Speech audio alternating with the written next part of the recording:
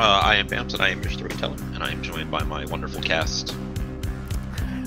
I'm Tom, and I play Jimmy, the best Toreador from the 80s. So, picking up from the night that you guys got back to the mall and decided to feed the man who would later identify himself as Cheshire, some poor security guard, were you intending to go there that night, or were you intending to give it some time, go the next night? What was your intended? I was in the understanding that it was already getting a little late or early. I don't know exactly how to say that. A few hours until sunrise was my guess. So wanting to actually spend time properly at Elysium, he was going to go the next night. Well, then we will start with you waking up the next night. So Jimmy wakes up, just snaps back to life as vampires are prone to do. Are we going about our routine, or are we going straight to handle business? He doesn't want to put up any suspicion in case there's any spies in his food court. So first he starts with putting on some 80s music. Feeling up for Guns N' Roses. The first thing that sounds is Welcome to the Jungle. So all fun and games. Indeed. And he goes to the first person he visits almost every night. Madame Fina? Is that her name? The fortune teller? Yes. Approaching Madame Fina's, you are going to notice that the lights are they're not like fully lit up, but there's some of those little security lights so that if somebody's skulking around inside, there's still light, you can see them, but it's not like we're open lights, and you can see a white envelope outside of the door. All right. It is strange for Madame Fina to not be here. I don't have keys or anything to get in. Then yes, it is currently locked, and the piece of paper is actually taped on the outside and has your name on it. Ah, well then. Jimmy takes the envelope, cuts it open. Flicks open his switchblade. That seems fitting for character, yeah. You dump the contents. I assume there's a letter, so tries to pull the letter out, but if there's more, then... There is a letter, and as you unfold the letter, and you can see it through the paper of the letter, there is a card there. Specifically, a tarot card. And as you flip the tarot card over, you will see that it is the card of death. Interesting. The letter goes on, "Dear Jimmy, sorry that I can't meet you, etc., etc." Some pleasantries. So in said letter, after the pleasantries, it's going to tell you that Madame Fina has had a vision, is how she calls it, where she was going about the shop, and then earlier this afternoon, something that you have not seen in a long time, the sun in the afternoon. And in the process of having a vision, she did a quick just shuffle cut of her tarot deck, and the death card was the card that was pulled off of the top. She thinks it's about you because just how it feels, and it felt like a warning. And she describes two eyes watching in the night, one blue and one brown. Jimmy takes the warning to heart and is going to be a little on edge. It's a lot easier to believe supernatural bullshit when you are a vampire. Yes. So two eyes watching, a blue and a brown. And then she goes on to say that she's going to get together with some of her colleagues to talk about the details, but this was rather unnerving, and she is sorry that she cannot meet you this evening as you are prone to do. But the card is in there, and as you flip the card back and forth, you will recognize it as being from her tarot deck. This is going to put the letter into his pocket and kind of just, you have like a large card in your hand, you kind of just tap it against your hand, thinking about what this means. Yes, especially tonight, because he's going to Elysium, and it's not always the safest place. And I'm sure this is not the first time that Jimmy has seen the death card. Oh, probably not. The death card is not the symbol for dying or the end of things, but is simply the symbol of change. I see. Jimmy just probably thinks it means change. Best is what he gets. He doesn't know if it's interpersonal, external. Or even to do with around you, or maybe not even specifically you. Right. So Jimmy's going to head back to his court. And as he's heading back, it's Sweet Child of Mine by Guns N' Roses playing. And he sits down to think a bit more when he's probably going to sit down for his hour of music. And if no one approaches him, then he's going to head over to Elysium. I don't believe anybody does, but I do like that Jimmy has this nightly hour of music, and it seems like it's something that helps him keep him grounded in humanity. I would say so, yeah, to some extent. Just having that routine. Routine, something that normal people do, and it's not about, you know what, I'm going to go eat somebody or that kind of thing. Exactly. But how are you getting to Center City where Elysium is? There's a bus route that comes right by outside. Yeah, sure. That seems mildly fitting. First, actually, before he goes, he needs to make sure his hair's proper for going into Elysium. Okay. He needs to make sure he has the right outfit, because it's Elysium. So before he goes on the bus, he gets a nice pair of tight leather pants, gets his normal 2 studded belts that he wears, and it's almost Halloween, correct? Yeah, you have 2.5 weeks or so till Halloween. So it's starting to get chilly. Jimmy doesn't care about that personally, but he needs to still pretend to. So he's going to wear a t-shirt under his denim vest. And then he makes sure his hair is about as poofy as possible, but then also gets a bandana to help keep it out of his face. And then it's onto the bus and off into the city. Yeah. Elysium is a large corporate skyscraper.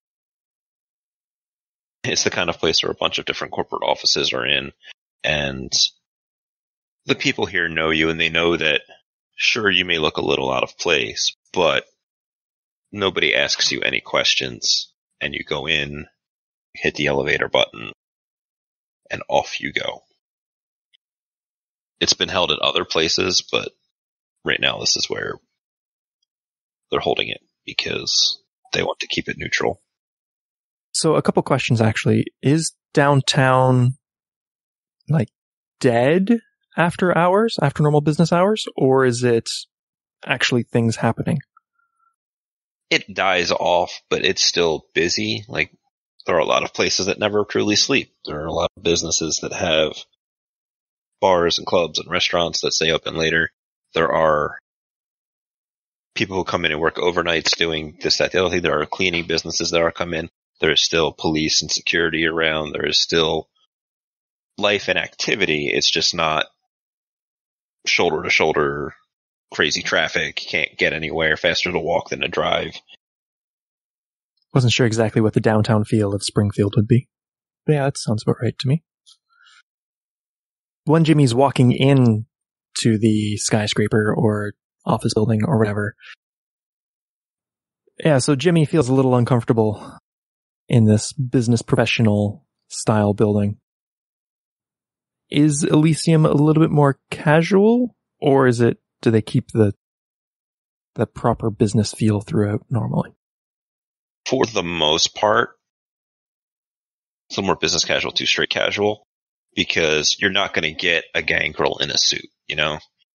The Brujah are going to come in with very similar to what you're wearing, you know, leather jackets, that kind of stuff. But at the same time, your Venture, your Toreador may come in like full business professional suits, that kind of thing. In the lobby, he's a little uncomfortable because people are in their proper whatever, and he definitely feels out of place. But once he gets out of the elevator, it's not nearly as bad.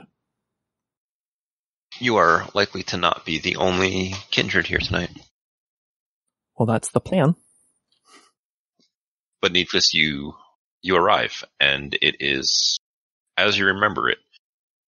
Some high top tables over there. There is a bar over on the other side with a very well dressed bartender. Were you hoping to find anybody specific here except for Carol, or just people in general? Other than the keeper, I don't really see anyone in the list that would be interesting. Even talking to the keeper is not that important. So yeah, I guess just asking around general, like, if there's been any news or any exciting happenings. So you're going to find out a few things with your hits. One, nobody has mentioned your activities of the previous night yet. Good. It has still only been one night, and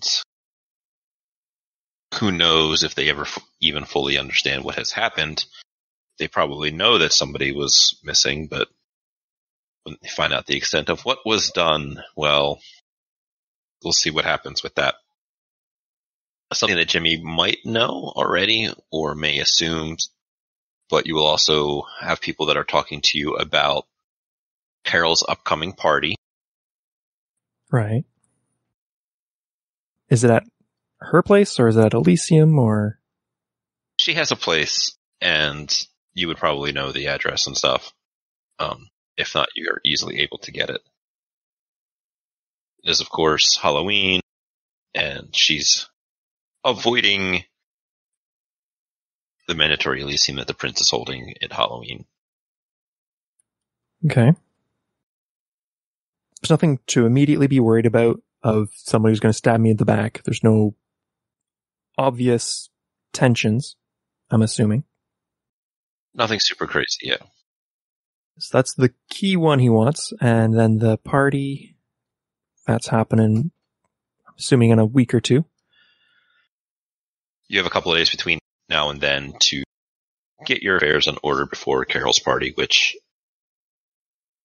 you also know one of the big things that's supposed to be happening, and part of the reason this is a mostly mandatory Elysium, if not the most recent, one of the most recent embraces. Typically, you have to get permission, and once you get permission, you do the embrace, and then you have time that you have to spend teaching the new vampire about how shit works. And then once you're to the point where, all right, you've figured it out, you've learned all that there is to teach you, I'll present you to the prince, and you are free to be your own vampire.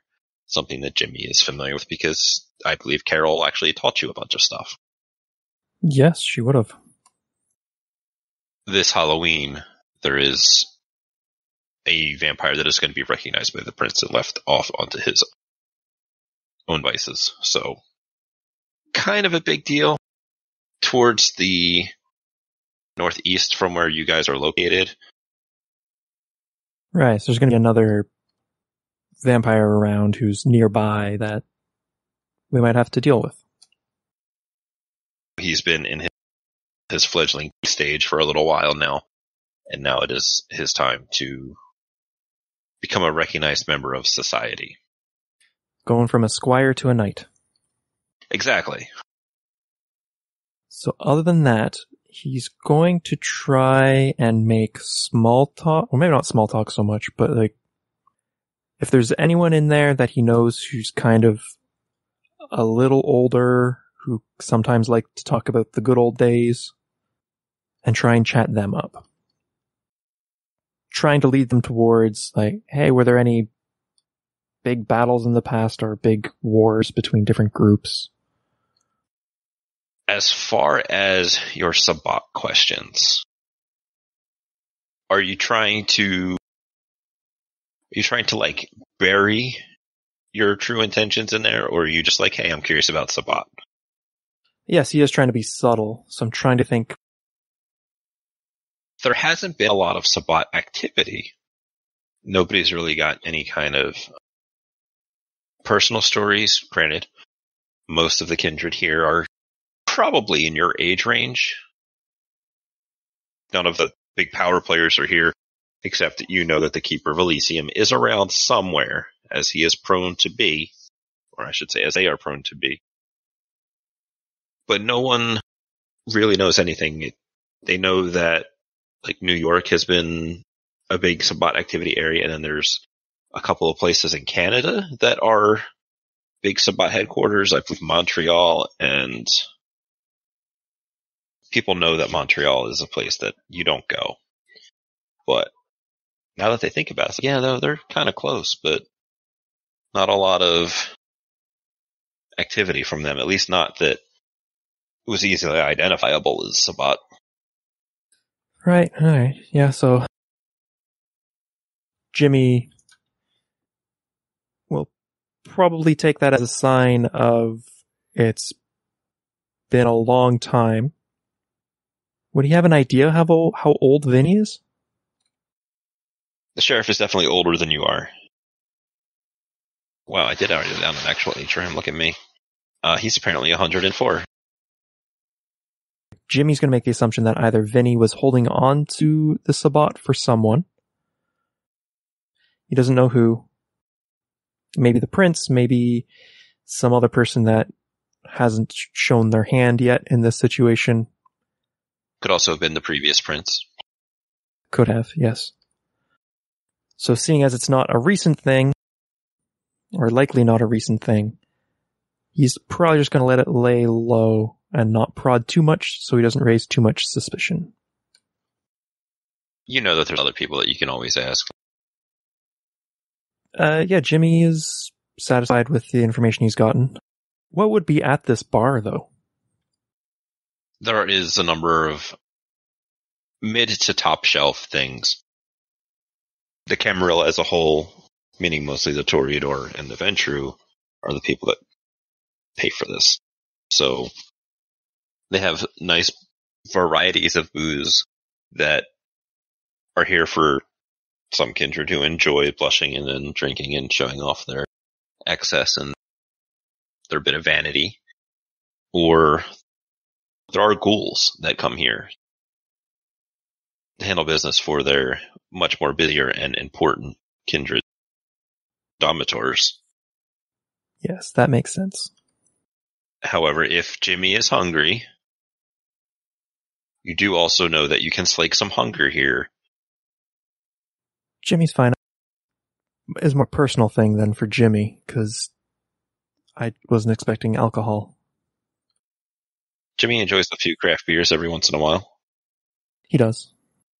And it helps to keep up appearances and use this for more than just vampire business. Right. Is there any meetings or anything that Jimmy wants to set up while he is here? Anybody he wants to put the word out that he's trying to get a hold of? Because, believe it or not having cell phones makes things more difficult to get a hold of people. I assume Jimmy can just call Carol whenever. He's got some kind of connection that he can get a hold of her, probably calling a secretary that works for one of Carol's ghouls or something. Yeah, no, I don't think there's anyone he really wants to get a hold of.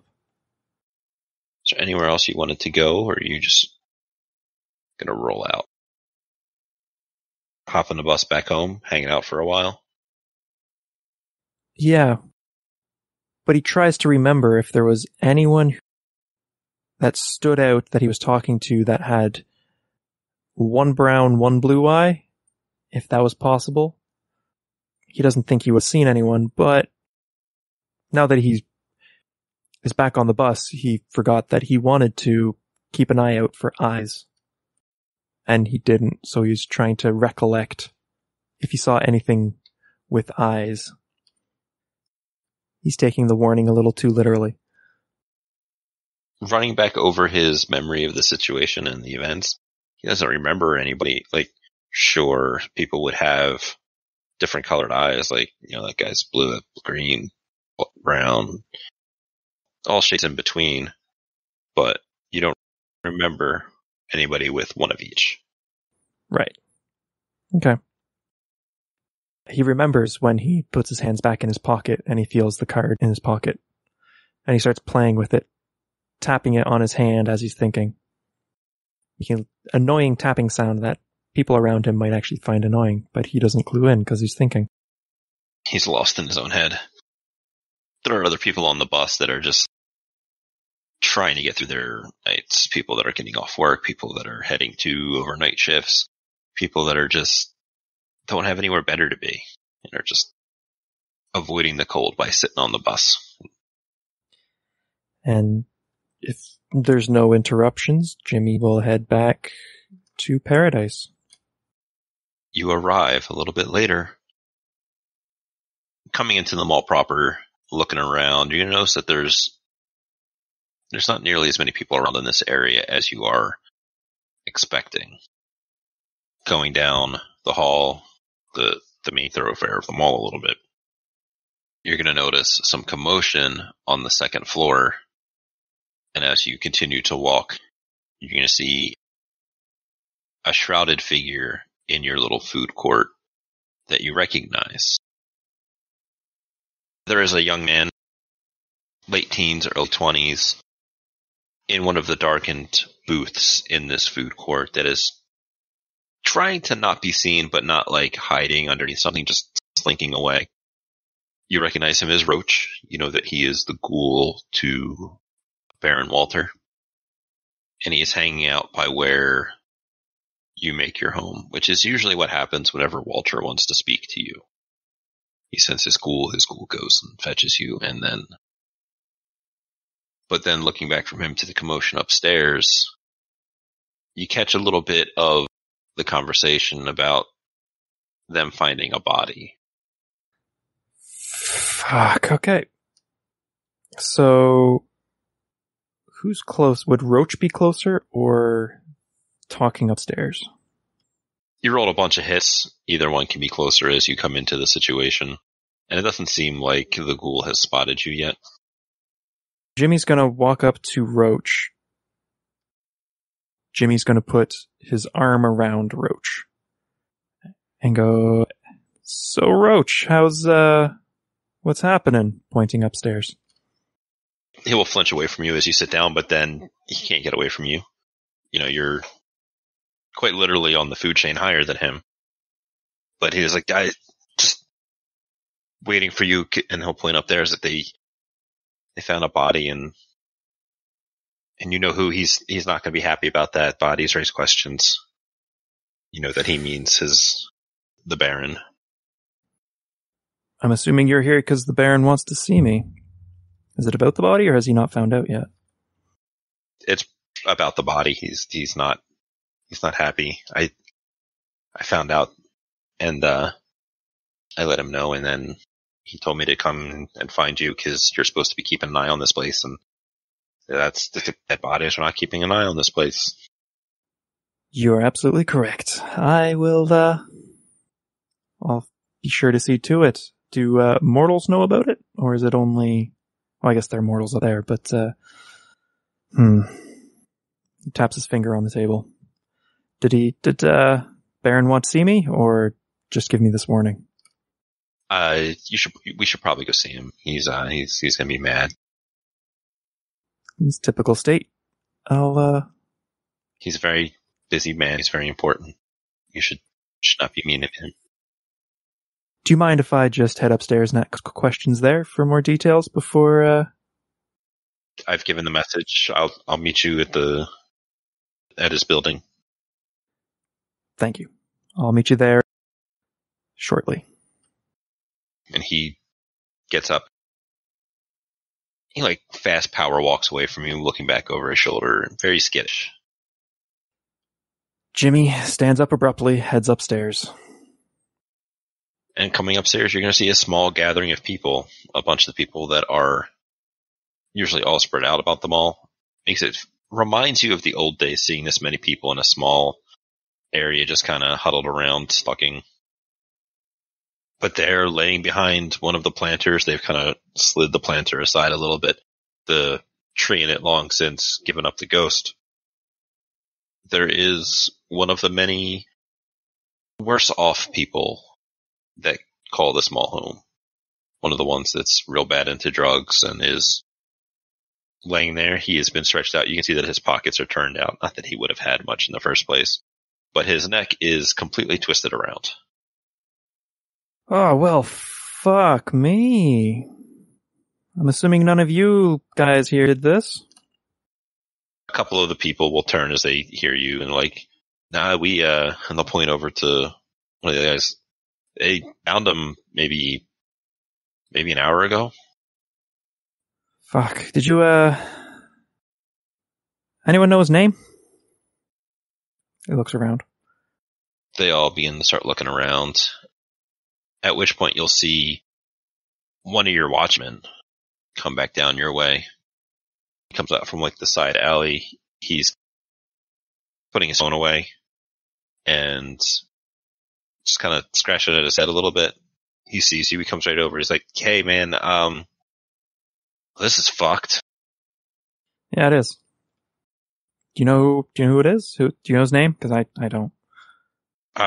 No, he was.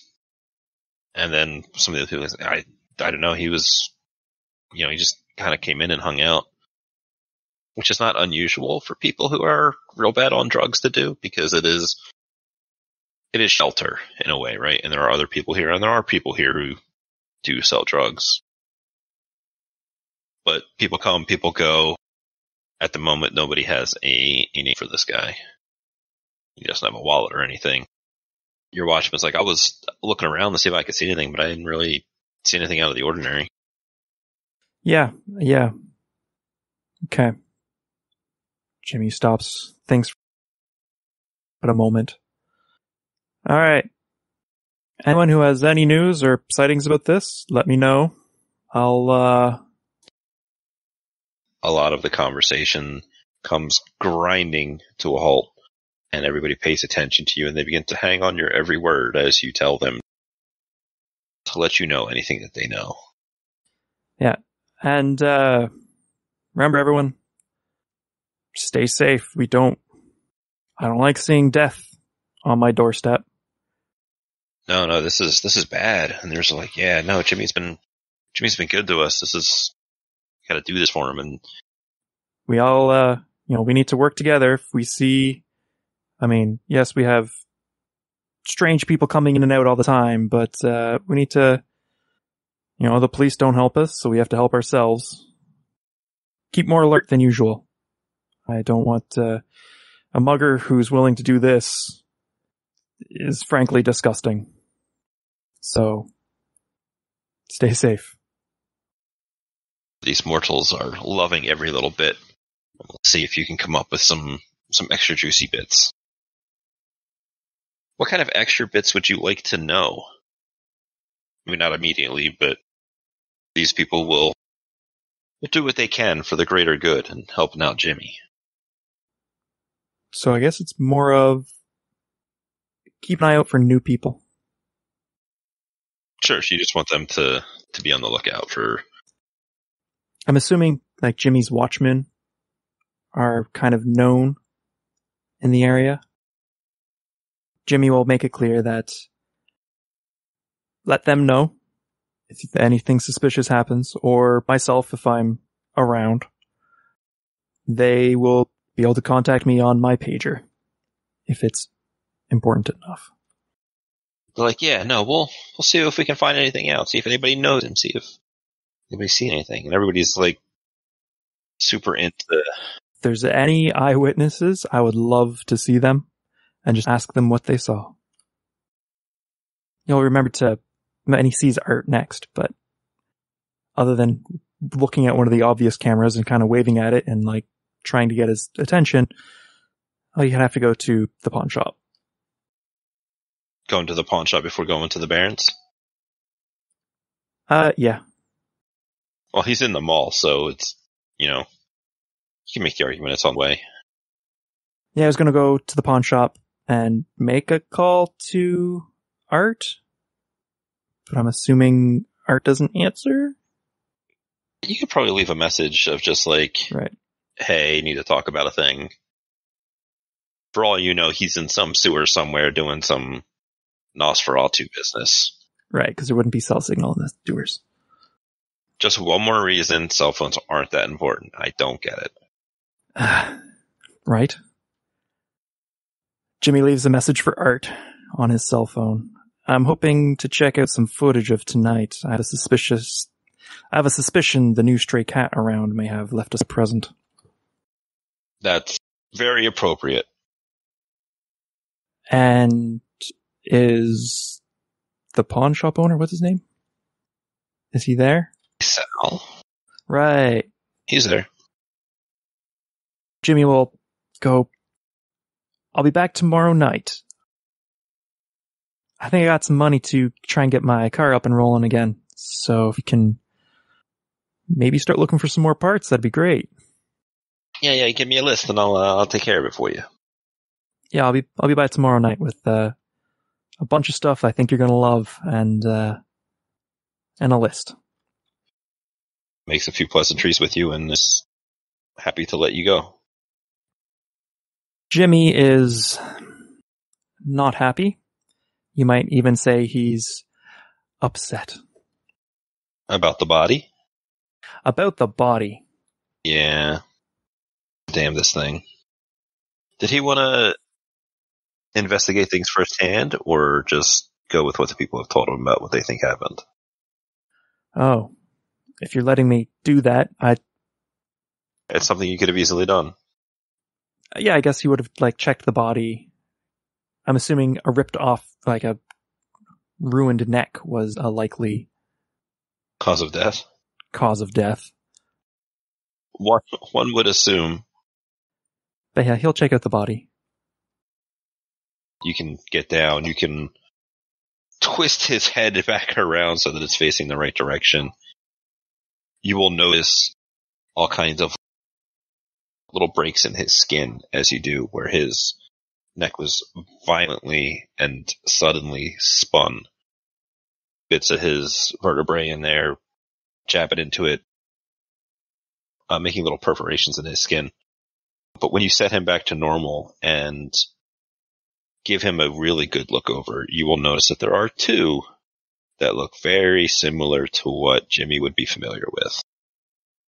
And that there's not a lot of blood. Yeah. Like hardly any. Sounds exactly like our stray cat. Alright. Jimmy's also going to Nick. If Nick is nearby, I'm hoping. He can easily be the one of your Watchmen guys that was here first and was around the area. Alright. Nick, we, Yeah, Jimmy. If, can't find any family for this guy or anything, we should probably dig a grave for him. Somewhere nearby. Give him a proper burial. Yeah, we can stick him in one of the fridges for a bit. And, yeah. I think that's what they do in the movies, right? Right, yeah, that's a good idea. Can you hold on to keep the place calm? I need to go out and deal with some issues. Gotcha. I'll tell everybody you're dealing with the issues. Yeah, thanks. You got it, man. And he gives you a hearty handshake. He's just trying to be your best friend. Of course, you still have all on, so everybody's trying to be your best friend. Right. Jimmy would probably lower awe shortly after.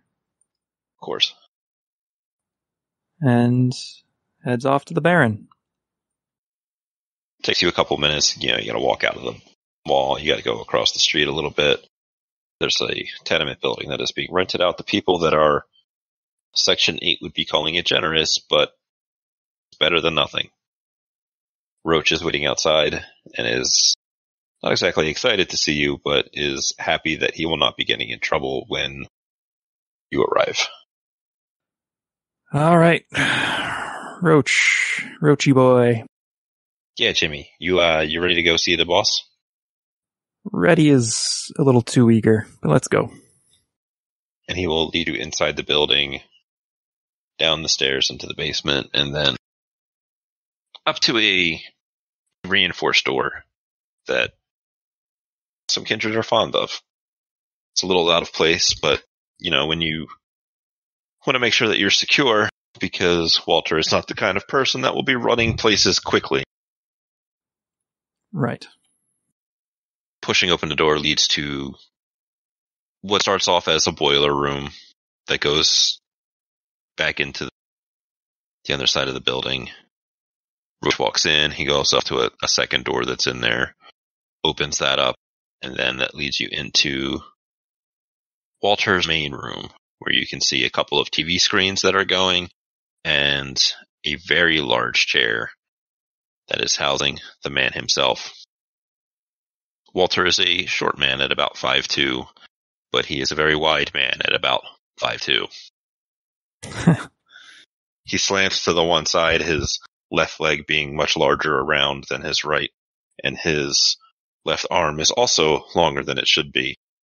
Leans, so he doesn't go very many places. Big, wobbly jowls on his face. Can't technically call him bald, as he does have some hair. It's just in little splotches of 3s and 4s. And of course, the common pallor that is the normal state for kindred.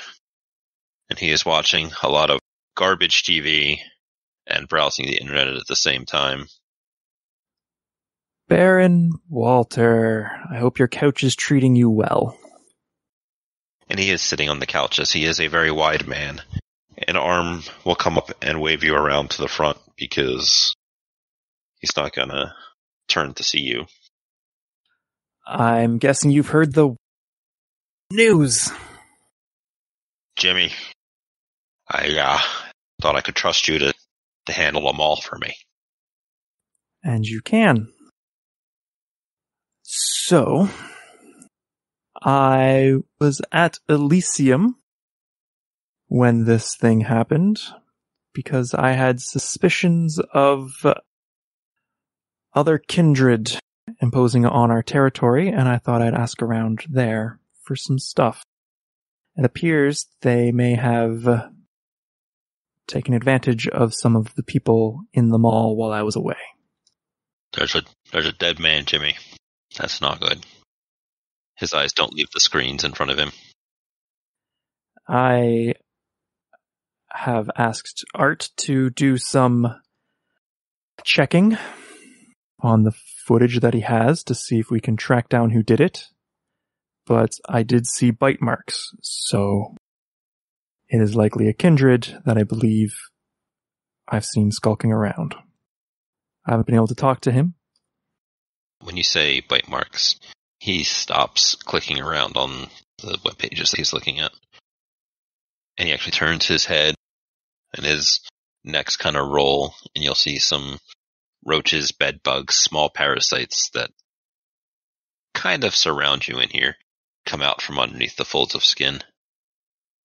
Is it not covered up? It is not covered up. This is very bad, Jimmy. It is, but his neck was also sort of ripped off, so it is slightly hidden in the rest of the gore. Somebody's feeding in our territory, and this is not good. I've asked my watch and the people of the mall to keep their eyes out for strange happenings, and he taps his beeper, message me as soon as they find something, and I will be over there as soon as possible to deal with this intrusion. Good. This is our our main source of power in the area. Jimmy, we gotta be careful. Which is why I went to Elysium to try and figure out if there were any interesting happenings in the area. I don't want to put too many rumors out, but there's the Ventru to the north, I forget his name, but he has a child who is supposed to be announced during Halloween.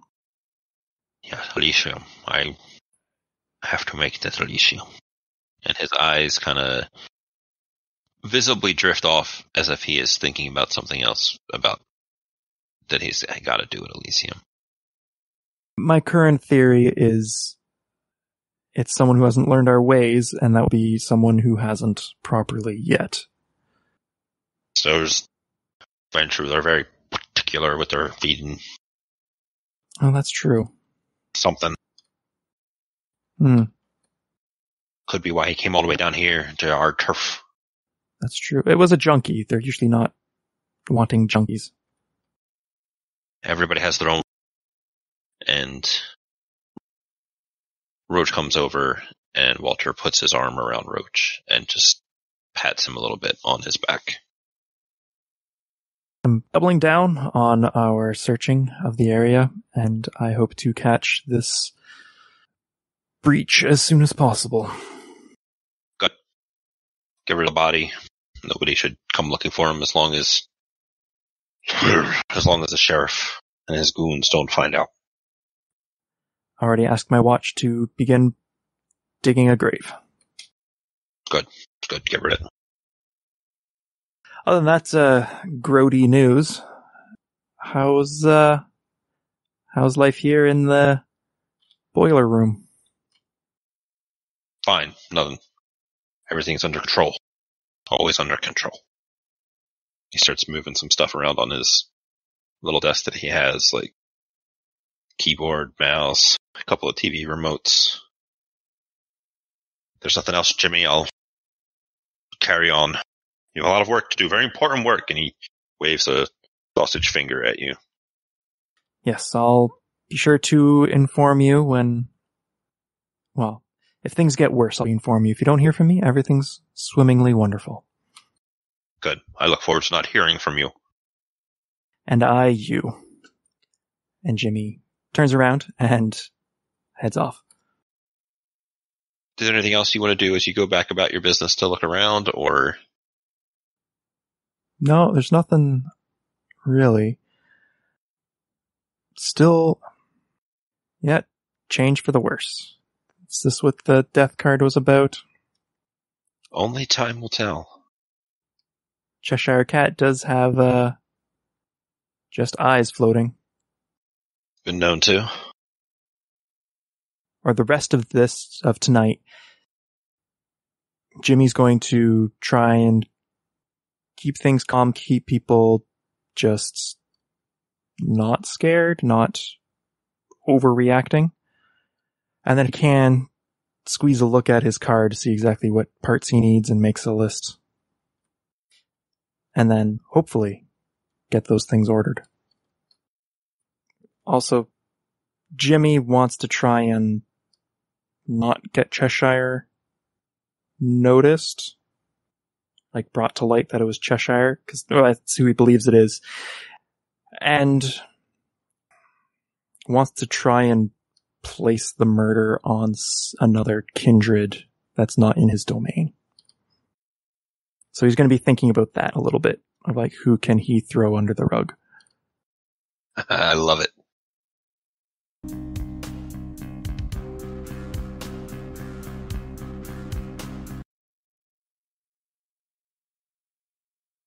If things get worse, I'll inform you. If you don't hear from me, everything's swimmingly wonderful. Good. I look forward to not hearing from you. And I, you. And Jimmy turns around and heads off. Is Jimmy trying to be insulting, or is he just trying to be like, fuck this guy? Yes, he's being insulting, but trying to do it subtly. Sure. Because I'm assuming every time Jimmy gets called in, it's because he's done something wrong. It's one of those things, right? When it's like, you go to see your doctor, it's like, well, hope to not see you for a while. Exactly. Then you're going to the doctor. And also, Jimmy doesn't like talking to him. He's disgusting. He is disgusting.